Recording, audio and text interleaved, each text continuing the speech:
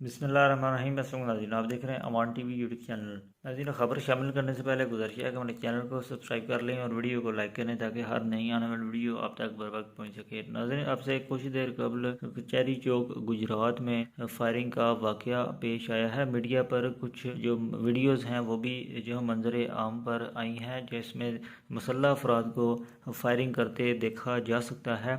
Media के मुताबिक तहरीक इंसाफ के हक़ में जो है वो रैली निकाली जा रही थी। कचहरी चौक में जो है वो बड़ी तादाद में अफराद जो है वो मौजूद थे, जबकि जो है वो चंद मुसल्लह अफराद की जानिब से जो है वो मीडिया के मुताबिक फायरिंग कर दी गई और इस फायरिंग के नतीजे में अब तक की इतलात के मुताबिक एक शख्स के ज़ख्मी होने की जो है वो इतला मौसूल हुई है, जिसे फौरी तौर पर अजीज़ भट्टी शहीद हॉस्पिटल मुंतकिल कर दिया गया। ऐसे इस वाक़े के मुतालिक मज़ीद अपडेट्स मिलती हैं आपके साथ शेयर करते हैं।